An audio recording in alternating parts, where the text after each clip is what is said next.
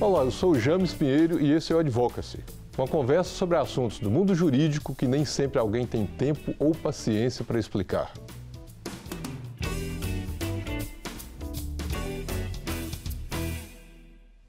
Investimento social privado é o repasse de recursos de forma voluntária, planejada, monitorada e sistemática para projetos sociais, ambientais, culturais e científicos, e são feitos pela iniciativa privada. E para falar da importância desta ação, de como doar e como receber, o Advocacy recebe os seguintes convidados. Mário Hermes Soares Campos, ele é auditor fiscal e chefe da divisão de tributação da Superintendência da Receita Federal em Minas Gerais. Ricardo Prata Camargos é superintendente de sustentabilidade empresarial da CEMIG, que é a Companhia Energética de Minas Gerais. E a professora Flávia de Magalhães Alvim, ela é mestra em Development Management pela London School of Economics and Political Science, professora associada da Fundação Dom Cabral e profissional que atua em projetos e pesquisas nas áreas de negócios internacional, estratégia e sustentabilidade. E nesse programa, me auxiliando na apresentação das perguntas, nós contamos com a presença de alguns amigos que estão muito interessados nesse assunto. Então vamos lá, vamos tratar do nosso tema de hoje. Quero agradecer aqui os senhores pela presença, ter atendido o nosso convite e debater um tema tão importante, tão atual, né? Não é isso, professora? E eu vou aqui começar por a senhora. As empresas têm obrigação de fazer doações para projetos sociais e ONGs? Não, as empresas não têm obrigação. O investimento social privado é uma decisão voluntária da empresa para fazer um aporte de recursos. Mas o que a gente percebe é que as empresas cada vez mais têm se interessado em ter a sua contribuição, em participar das questões sociais e ambientais da sociedade, tendo a sua contribuição na busca por soluções de questões importantes e se aliando mesmo, atuando de forma conjunta com os diversos atores, como as ONGs, o poder público e demais organizações e membros da sociedade civil. Agora, doutor Mário, a empresa doar parece até ser uma contradição, né? A empresa vai doar e tal, a gente faz doação de pessoa física, né, Ricardo? Há incentivo fiscal para a empresa fazer doação? Ou seja, assim, ela tem alguma motivação para além da boa vontade, muitas vezes, da gestão? Sim, além da responsabilidade social de toda a empresa, que a professora já tocou, há previsão na legislação tributária federal de incentivos voltados para essa chamada de doação, que eu nem chamo de doação propriamente, porque é uma parte do imposto de renda que ela deveria estar recolhendo para os cofres da União e ela pode destinar essa parte desse imposto para ações sociais. Então, na verdade, eu reputo sempre com um exercício de cidadania. A empresa está participando da aplicação do dinheiro do imposto que ela está recolhendo. Então, ao invés dela recolher aquele imposto diretamente para o cofre da União, ela escolhe aonde que vai ser efetivamente aplicada aquela parte do imposto que ela deveria estar recolhendo. Isso significa que ela não está tirando nada do caixa dela ou ela diminuindo o seu resultado, o seu lucro, né? Ela só está deixando de entregar o imposto para o governo, entregando para algum projeto social. Seria isso?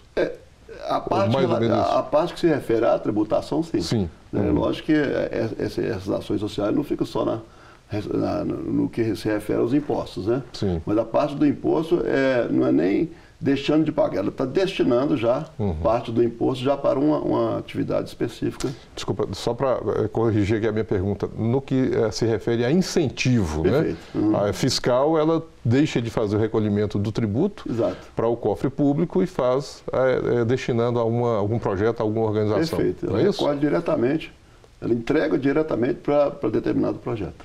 E isso, de que forma que isso pode acontecer? Assim, na prática, como que a empresa faz isso? Tem várias... E para que tipo de projeto, que tipo de ações que ela pode fazer essa destinação? Tem várias ações em várias frentes, né? Dois são os fundos da infância e da adolescência e o fundo do idoso. Esses dois fundos são fundos institucionais, criados pela União, pelos estados ou pelos municípios, e a empresa ela pode escolher algum desses fundos, ou vários, dentro do limite da doação, que seria 1% nesse caso, ela pode destinar 1% do imposto de renda diretamente para um desses fundos aí da União dos Estados e dos Municípios. E não necessariamente do município onde ela está sediada. Às vezes, grandes empresas, que nós temos o exemplo da CEMIG aqui, ela está repercussão em vários municípios. Então, ela pode repartir esse valor para diversos municípios, de acordo com os projetos que forem apresentados para ela. Então, é muito importante o projeto e o que o fundo, a forma que está sendo administrado, né? Mas, além desses fundos, existem as atividades culturais, a famosa Lei Rouanet, que também é uma atividade com incentivo fiscal também na área da União. São atividades culturais voltadas para música, dança, atividades circenses, atividade audiovisual também, produção brasileira, de filmes de iniciativa particular quase. O que mais nós temos? Atividade cultural, a esportiva também, né? Seria um incentivo à atividade esportiva que não seja para o desporto de natureza profissional. Né? Geralmente voltado para essas entidades que promovem a inclusão social. A natureza de inclusão, né? E não necessariamente de profissionalizar o atleta. Não é o esporte profissional. Então são várias frentes, várias oportunidades que as empresas têm para fazer essa destinação ou doação de parte do imposto de renda. Porque o leão mete medo em todo mundo, né, Ricardo? Então, assim, isso tem previsão legal, isso pode ser dedutível de imposto de renda, se tiver dentro dos critérios legais, mas a minha outra pergunta, na mesma sequência, é: isso não vai atrair a atenção do leão para as empresas que fizerem essa destinação? Essa é uma pergunta bastante recorrente, né? A gente está agora na época da entrega da declaração do imposto de renda da pessoa física. Sim. E também as pessoas físicas podem fazer essa doação ou destinação. Inclusive na época da declaração agora, né? Pela lei. A preocupação é a mesma, né? Então, assim, o que a gente tem passado bastante, tem feito bastante palestras, justamente para, às vezes, você fica lá só para chancelar aquele procedimento. Não é critério de malha fiscal e não chama atenção da Receita Federal o fato da empresa estar, pelo contrário, né? O fato dela estar participando de ações sociais não pode, de forma alguma, ser um motivo ou um critério de malha fiscal. Então, de forma alguma, essa destinação ou essa doação vai atrair a atenção da Receita no sentido negativo para aquela empresa. Isso aí posso ficar tranquilo. Não é isso que vai fazer o leão vir atrás da gente. Não, de forma nenhuma. Mas eu comentei aqui que nós temos a participação de alguns amigos que estão interessados aqui nesse assunto. E nós vamos ouvir a primeira participação desse nosso programa. Olá, eu sou o professor Cássio Miranda e tenho uma pergunta. Qual a importância da transparência e da chamada sustentabilidade na relação entre empresas, investidores, consumidores e o setor público?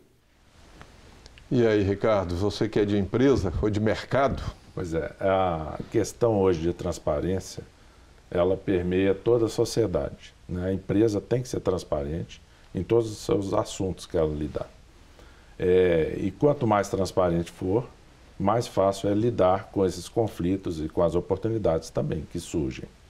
Então, no caso, por exemplo, de investimento social privado, a CEMIG faz uma escolha de seguir um caminho dentro da estratégia dela. Porque a missão da CEMIG, definida e escrita, é atuar no setor de energia com rentabilidade, qualidade e responsabilidade social. Então, já está no nosso objetivo estratégico o atendimento da responsabilidade social. Então, o que a gente faz é que nesses investimentos que nós fazemos de dedicar esses recursos, não só de recursos próprios, mas os recursos também que podem ser destinados dentro da parte fiscal para projetos que sejam voltados para a melhoria da sociedade, da onde a empresa está inserida. Então, nós fazemos destinação de recursos para cultura, esporte, educação, ações sociais, né? E todos esses critérios. Agora, na sustentabilidade, nós temos 3 vertentes, né? Econômica, ambiental e social. E se a gente não trabalhar essas 3 vertentes com transparência, você não tem a licença social para você operar. Quais são os 3? Econômica, que aí são critérios de governança, como que a empresa é gerida, o tratamento com o cliente, a ética nos negócios, a questão de preocupação com a questão ambiental, né? Cuidar para que seja o menor impacto possível e faça a mitigação do impacto que surgir, e a questão social, que envolve não só os empregados, mas a sociedade, envolve os fornecedores, e você criar todo esse critério para que você seja mais robusto e transparente. Os investidores, no caso que o professor perguntou, nos investidores, eles se preocupam bastante com essa atuação social da empresa, porque eles acreditam e quantificam isso em risco, né? Uma empresa que tem um risco social, o risco é maior para o investidor e para o acionista perder o recurso, né? O dinheiro que ele aplicou na empresa como investimento. Então, para evitar esse risco social, eles prezam bastante essa atuação. Então, isso hoje em dia, você tem que fazer esses seus programas voltados para um retorno para o negócio dentro dos seus objetivos, o retorno para a sociedade, né? E o retorno também para as políticas públicas. Então, acho que por isso que o imposto, a Receita Federal ajuda nesse contexto, porque a empresa, tendo esse recurso, ela pode ajudar nesses 3 setores, né?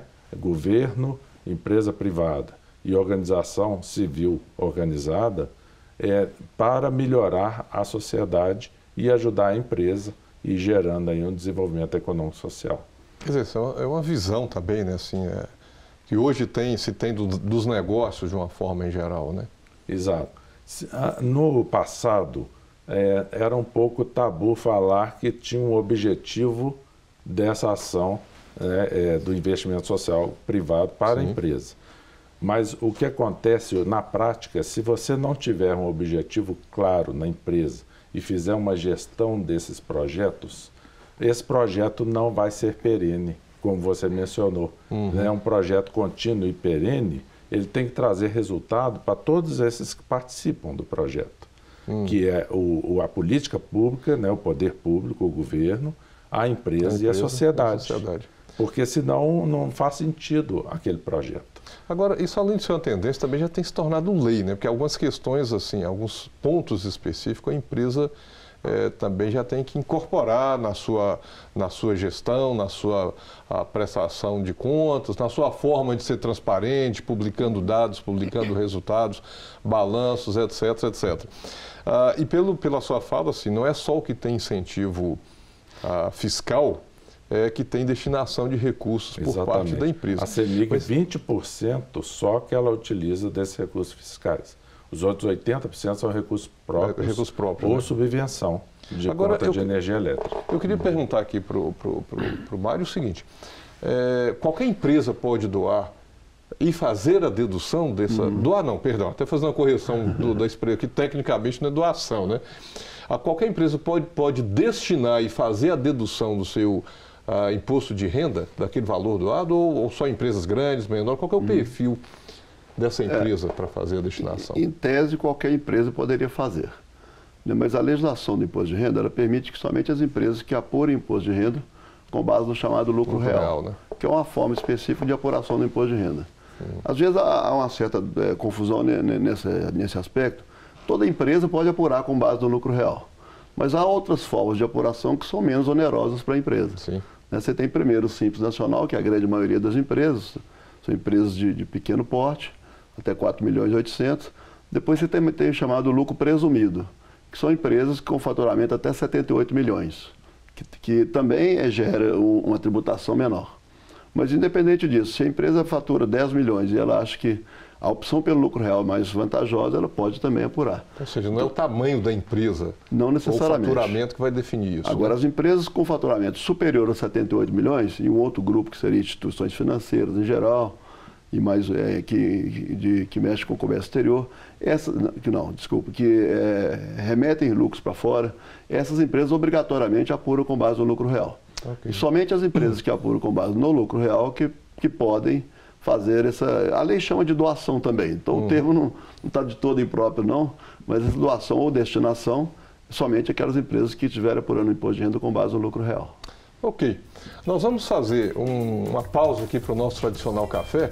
Enquanto isso, envie a sua dúvida, opinião e críticas para as nossas redes sociais. Nós voltamos já.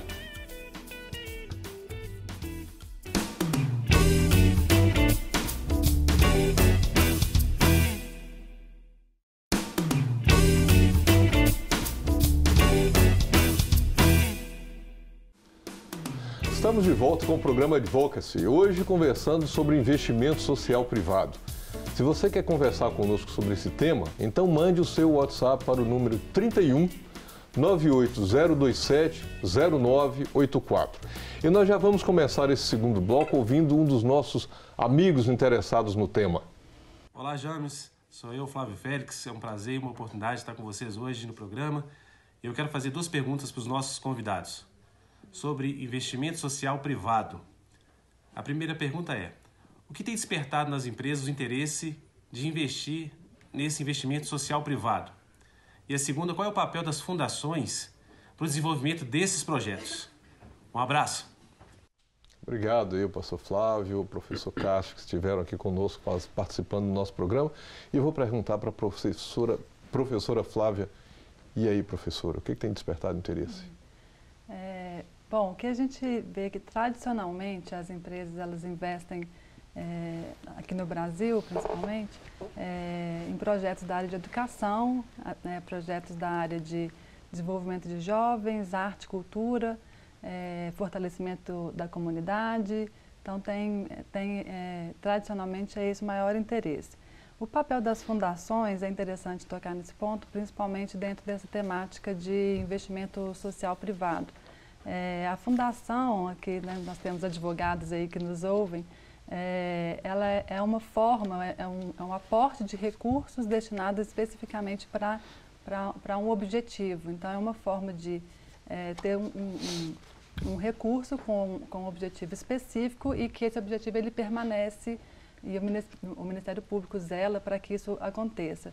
Então, a empresa, ela faz esse aporte de recursos, e não somente uma empresa, pode ser feito também por indivíduos, para investir em uma temática específica.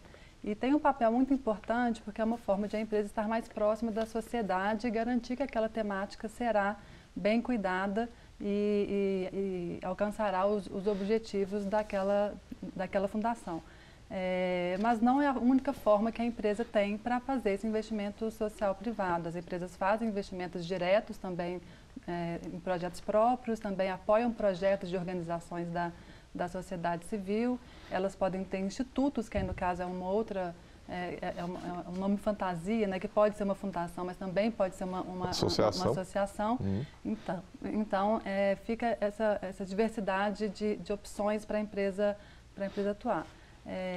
Mas o que a gente vê também, só para fechar, ultimamente as empresas elas têm procurado ter uma atuação bastante alinhada ao negócio, que foi até o que o Ricardo falou no bloco anterior, de forma que tanto o investimento social quanto a atuação da empresa no seu negócio seja feita de forma alinhada para que haja uma contribuição tanto para a sociedade quanto para a empresa. E recentemente, já em 2011, o professor Michael Porter, que é o guru aí da estratégia, trouxe o conceito de valor compartilhado. Então, esse é um caminho que tem sido muito procurado pelas empresas, de ter esse aporte aí, mais voltado tanto para o benefício social quanto para o desempenho da empresa, que com isso ela aumenta o seu potencial de impacto social também e ambiental. Né? Eu gostaria só de complementar, no valor compartilhado, nós temos um projeto chamado AI 6%, que é da destinação de recursos de 6% que o empregado pode doar, né, como no ano vigente, para dedução no ano posterior, né? E a gente utiliza, então, o 1% que a empresa pode utilizar para as ações sociais de destinação e, ao mesmo tempo, a gente incentiva os empregados a fazer essa doação. Então, só para você ter uma ideia de alguns números, em 2017, nós tivemos 1.758 empregados que doaram recursos que foram destinados R$1.120.000 para as instituições 184 instituições de 95 municípios do estado de Minas Gerais e uma abrangência de 25 mil crianças e adolescentes em condições de vulnerabilidade. E a empresa, então, aportou mais 916 mil reais, que totalizou aí mais ou menos 2 milhões de reais, né, nesse 1%, quer dizer, associando a destinação da empresa e a destinação do empregado. E esse se sente mais parte, né, fazendo parte desse projeto. Ou seja, a empresa estimula, além da ação dela mesmo de fazer essa destinação ou doação, né, seja lá qual for a forma como ela vai fazer, ela também participa estimulando os seus colaboradores, os seus empregados, a também destinarem, porque nesse caso a destinação também de imposto de renda da pessoa física, né? Pessoa física e pessoa jurídica, a empresa. E no caso, nós escolhemos as instituições com um critério seguinte, onde nós temos voluntário e padrinho da instituição, dentro da regra da política pública e a instituição cadastrada no Conselho Municipal dos Direitos da Criança e do Adolescente e participando do FIA, né, a gente então destina para as instituições onde nós temos empregados que são padrinhos e voluntários das instituições. Quer dizer, fazendo uma rede aí realmente de melhoria dessas condições no Estado. Agora, a pessoa física, quando ela faz a destinação, aí no caso assim, também vai junto com a empresa, ou mesmo um de nós aqui individualmente pode fazer essa destinação, né? Ela também tem que optar pelo formulário completo, né? Não pode ser aquele modelo simplificado para ela conseguir fazer dentro do seu tributação completa, né? Isso. Hoje nós temos duas formas a declaração é uma só, e no momento do cálculo você opta ou pelo desconto, que é chamado de desconto simplificado, de 20%, né? Ou a pessoa física declara o valor total dos rendimentos menos as deduções legais. Então, somente quem opta pelas deduções legais é que pode fazer essa destinação dos 6% para, no caso, para o Fundo da Infância e Adolescência. Agora, uma pergunta até também aqui nessa linha é o seguinte, e a organização, a fundação, a associação que a professora Flávia falava, que vai ser destinatária dessa doação, dessa destinação, assim, o que ela precisa ter para receber esse recurso? Tanto, eu vou até perguntar para vocês dois, tanto esse com incentivo, como que a própria empresa quer investir sem fazer dedução de imposto de renda, né? O que a organização tem que ter? Do ponto de vista legal, físico, o que Primeiramente, são vários fundos, como a gente tinha colocado. No caso do Fundo da Infância e Adolescência, as doações são para os fundos. Sim. Né? Há municípios, que é o exemplo que foi colocado pelo doutor Ricardo, há municípios que permitem que instituições se cadastrem, e aí, que eu tinha colocado, assim, você vê seu dinheiro sendo aplicado do imposto, né? Nesse caso, você está vendo que o dinheiro do imposto está sendo entregue diretamente para aquela instituição. Mas, de toda forma, é o fundo quem estaria recebendo. O recibo é emitido pelo Fundo da Infância daquele município, né? E ele que estaria repassando, mesmo que seja entregue diretamente. Agora, todas as instituições têm que estar habilitadas para o recebimento do benefício, aí depende do tipo, se for uma organização social, aquela organização social da sociedade privada, aí é um outro tipo. Essas teriam que estar habilitadas ou o Ministério da Justiça, no caso do AUCIP, aquelas que são voltadas para a área da saúde, o Ministério da Saúde. No caso do Fundo da Atividade Visual e Atividade Cultural, seria a Ancine ou o Ministério da Saúde. Então, há legislações específicas para cada um desses benefícios que tem que ser observado, mas tem uma que permeia todas, que seria a transparência, né? A transparência e a forma que está sendo utilizado aquele dinheiro, o controle daquela conta, da movimentação toda, tem que ser muito transparente e é sempre auditada, justamente para evitar que haja desvios, né? E no caso das OCIP ainda tem, a lei fala que ela tem que seguir os mesmos princípios da administração pública, que seria moralidade, transparência, deixa eu pegar a cola aqui que são várias, né? Legalidade, publicidade, eficiência e economicidade. Então são princípios das administrações públicas como um todo, e essas OCIP também têm que estar regidas por isso e é controlado o tempo todo se está sendo seguido. A gente está falando aqui assim, o que as organizações, sendo o Tomário fala, mas doutor Ricardo, o que elas ainda não têm e têm distanciado desse investimento das empresas? Assim, onde que as organizações estão falhando? Eu sei que se eu for perguntar para a professora Flávia, ela vai listar, olha, governança, transparência, uma série de coisas. Mas do ponto de vista da empresa, o que é ainda que dificulta essa aproximação? Bom, para a empresa fazer a doação, a instituição, no caso, por exemplo, do Fundo da Infância e da Adolescência, tem que estar de acordo com a política pública vigente. Quer dizer, a organização tem que estar cadastrada, né, no FIA, no Conselho Municipal da Criança e do Adolescente, tem que prestar contas dos recursos que são utilizados, com projetos aprovados. Então, ela tem que ter uma certa governança, sim, né, uma certa gestão. A partir desse momento, nós começamos também a fazer um treinamento junto com a organização social SEMAIS, com o Ministério Público e a Universemig, que é a Universidade da CEMIG, em treinar essas instituições para elas se capacitarem na parte de governança, na parte trabalhista, na parte de gestão, prestação de contas. Então, uma delas nos reportou que com esse curso de 3 dias, com os especialistas falando sobre 6 temas diferentes sobre essa gestão, eles conseguiram arrecadar em um ano 70% a mais do que eles conseguiam antes. E tem um outro fator também. Já é um investimento, né? Já é investimento. É um retorno, já. Exato. É retorno do investimento. Então, falando assim, essa capacitação já é um investimento, né? Exatamente. Então, elas saem muito satisfeitas desse programa. A gente chama esse programa de Jornada do Conhecimento Compartilhado, né? Onde eles aprendem a fazer essa gestão também. Então, existe muito esse treinamento. Agora, a empresa, quando faz esse link entre o empregado, né, a empresa e a organização, é mais rico porque, por exemplo, a gente consegue fazer um cadastro de uma instituição prévia para o empregado escolher para onde ele quer destinar o recurso. Em vez dele próprio sair para procurar uma instituição que esteja cadastrada na política pública, em todas essas questões. Então, eu acho que as empresas poderiam fomentar muito, porque dá uma garantia maior que o programa é robusto e está alinhado com a Receita Federal também, né, e junto com a política pública. Agora, doutor Ricardo, nós podemos dizer então assim que se capacitar, buscar ter eventos que falam sobre os temas, etc., para as próprias organizações também se entenderem, conhecerem onde é que as empresas têm maior interesse e o que elas cobram, né? Mas nós vamos voltar a falar desse tema, e até com a pergunta, a participação de mais um amigo nosso, mas nós vamos para mais um rápido intervalo, é a conta de tomar água e já voltamos. Quer conversar conosco? Então envie um e-mail para advocacy@redesuper.com.br.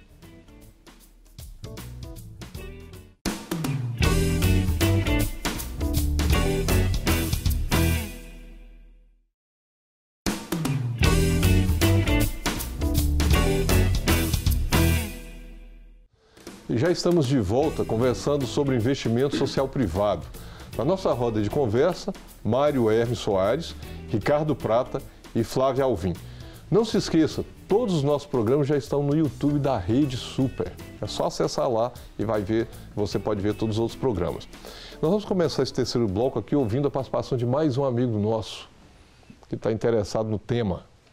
Olá, meu nome é Ulisses Espagiari, eu sou conhecido carinhosamente pelas crianças como Tio Uli, o trabalho é conhecido como Tio Uli e os Bonecos, eu trabalho como evangelista de crianças, com a comunidade de crianças em geral, seja nos abrigos, nas creches, nas escolas, nos hospitais, nas igrejas, nas ruas, e também sou apresentador de um programa infantil na Rede Super de televisão, com o mesmo nome de Tio Uli e os Bonecos. E eu tenho uma pergunta. A pergunta é: quais são os incentivos fiscais para projetos sociais e para as OSCs? Doutor Mário, a bola está com o senhor. Ok, parabéns pelo trabalho que está fazendo, Tio Uli. Mas os incentivos, acho que já falamos um pouquinho deles aqui, sim, né? Tem esses incentivos voltados para o Fundo dos Idosos também, né, que a gente falou bastante do Fundo da Infância, né, da Infância e Adolescência, mas também voltado para ações sociais para a inclusão social dos idosos, né? Às vezes o pessoal reclama, idoso fura fila, né? A gente tem essa discussão às vezes, a pessoa fala, mas o idoso vai lá, né, trabalha numa empresa de contabilidade e fica furando fila para trabalhar. Só quem é que vai dar emprego para esse idoso se não tiver um diferencial para oferecer, né? Então, para o idoso também, a cultura, já foi dito. E aí, várias expressões da cultura, seja arte, dança, circense também, produções audiovisuais independentes. E também que a gente não citou um pouquinho, o PRONAS, que é o Programa Nacional de, deixa eu ver aqui, Programa Nacional de Apoio e Atenção da Saúde da Pessoa com Deficiência. E o outro é o Programa Nacional de Apoio e Atenção Oncológica. São pessoas, então, dos deficientes físicos e mentais e autistas e aqueles que acometidos por doenças, né? O câncer mesmo.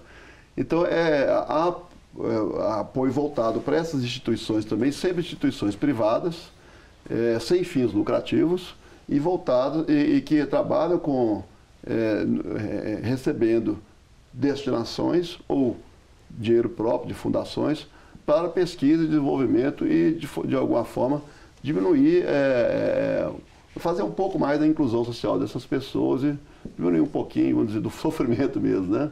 Trazendo para dentro da sociedade. E aí a questão da empresa, que o Ricardo falou bastante, né? É uma coisa que vem desde o século passado, a função social da empresa e colocando a empresa como um órgão que funciona, né? Uma pessoa orgânica dentro e participando da sociedade também, né?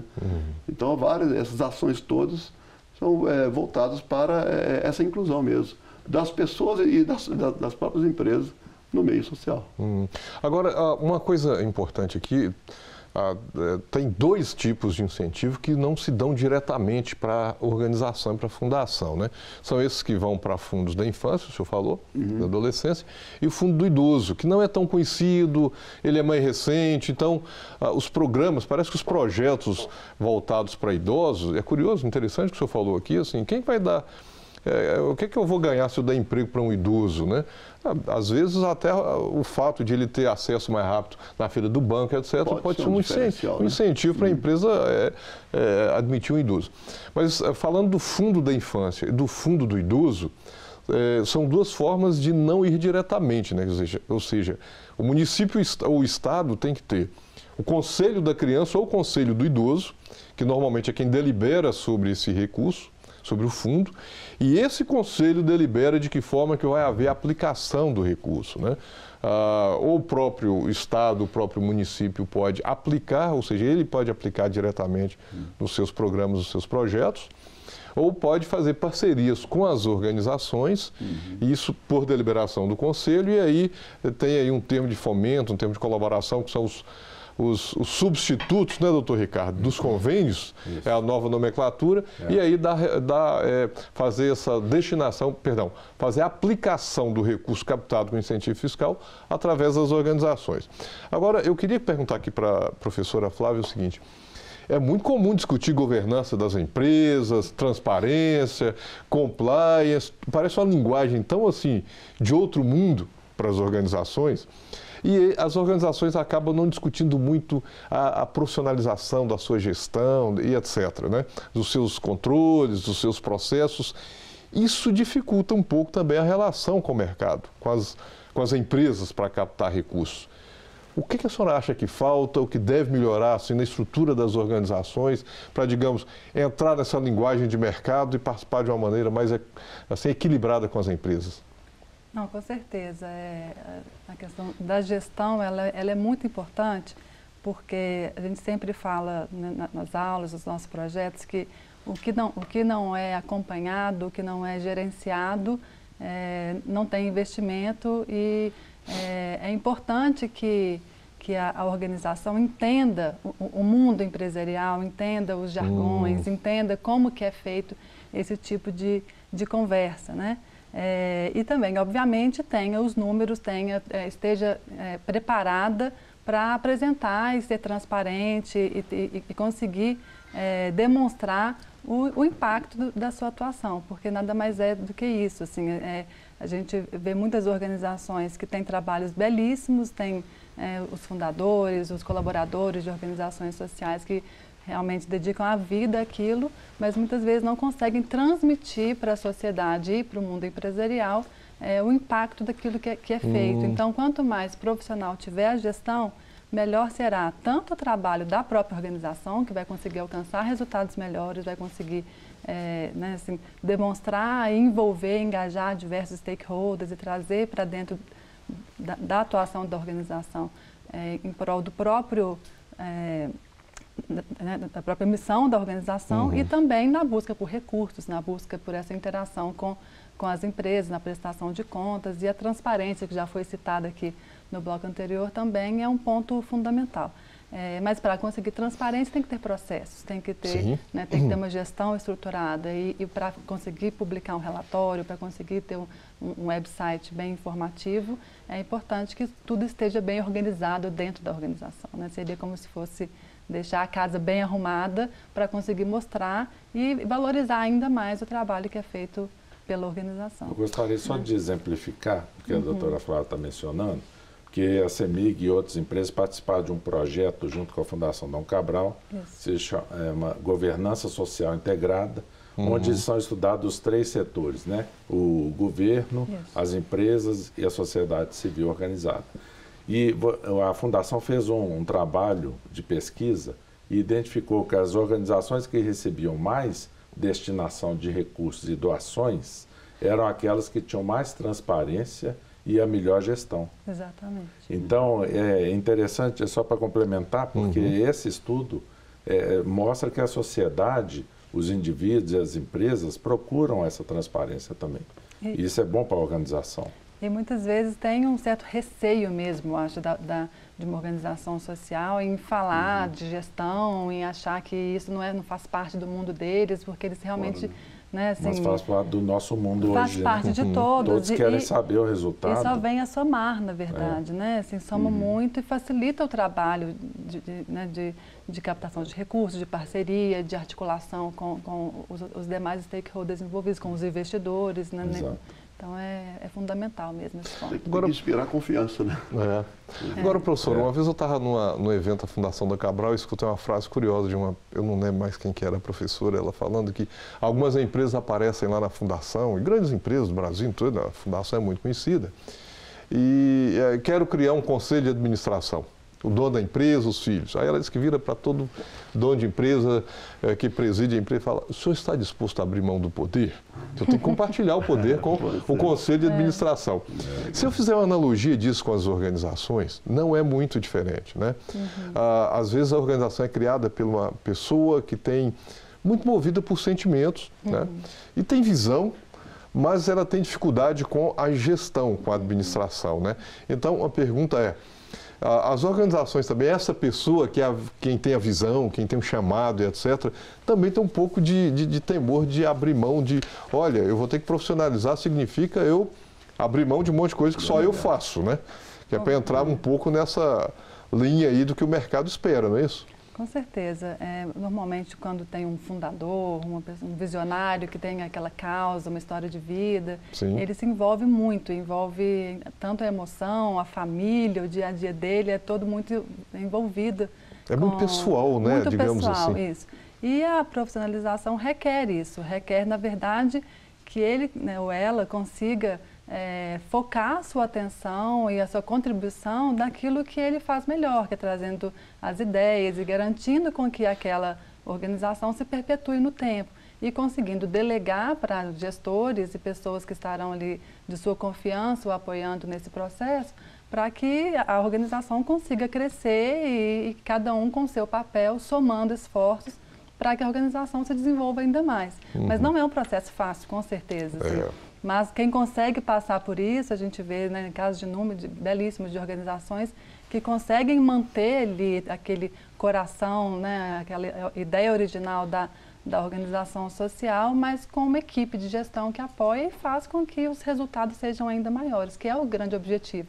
E quando esse fundador ou fundadora vê isso, aí realmente enche os olhos, que aí vê o trabalho se perpetuando e crescendo e alcançando mais pessoas. Né? Para além dele, inclusive. Para além né? dele e se perpetuando mesmo. Nós estamos chegando aqui já no finalzinho, só tem mais um minutinho. Eu queria fazer uma última pergunta, assim, bem rapidinho para o doutor Ricardo, o seguinte: e as empresas, doutor, do ponto de vista da empresa, o que é que ela, assim, em rápidas palavras, o que é que a empresa precisa ter e também se organizar, né? Porque muitas empresas precisam se organizar para ter esse tipo de parceria, fazer investimento social. Assim, um conselho do senhor. Ok. As empresas, acho que precisam de ter qual é a sua estratégia, verificar a sua estratégia, qual a atuação que ela vai fazer, que ela tem condições de melhorar a sociedade e procurar as parcerias. junto ao poder público e junto à sociedade. Para assim, então, os três trabalhando juntos, mesmo que a conversa, o diálogo não seja muito fácil, ele vai ser mais robusto, esse programa, e vai ser mais perene. Ô, gente, parece que o tempo passa voando e tinha tanta coisa para falar aqui de investimento, estrutura de empresa, estrutura de ONG, que tem que estar bem alinhadinho ali, um pouco mais de profundidade, né, professora? E sobre incentivos também, né? Eu lembro que uma vez nós ficamos com medo de a Receita, eu estava até na gestão de um desses conselhos, e começou muita gente caindo na malha fina. E aí, no ano seguinte, a destinação, sobretudo de pessoa física, foi lá para baixo. Fizemos uma parceria com a Receita de informação, de explicação, exatamente para isso não ocorrer, né? Mas obrigado pela participação de vocês. Foi um prazer. Nós colocamos aqui à disposição a Advocacy, se mais informações nós podemos repassar a vocês que estão aqui conosco e a gente também dá retorno através das nossas redes sociais para aqueles que estiverem interessados. Muito obrigado, professora Flávia, doutor Ricardo, doutor Mário, pela presença aqui. E nós chegamos ao fim de mais um programa, reforçando o nosso convite de continuar essa conversa através das nossas redes sociais. Até o nosso próximo Advocacy.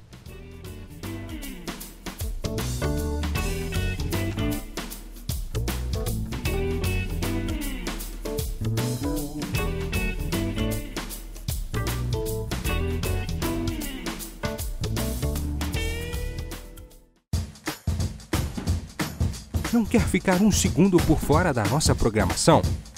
Agora você pode nos acompanhar através das plataformas digitais. Queridos amigos e amigas, preciosos irmãos e irmãs, não perca tempo. Acesse, curta e siga-nos. Fique por dentro de tudo o que acontece aqui. Rede Super, inspirando você.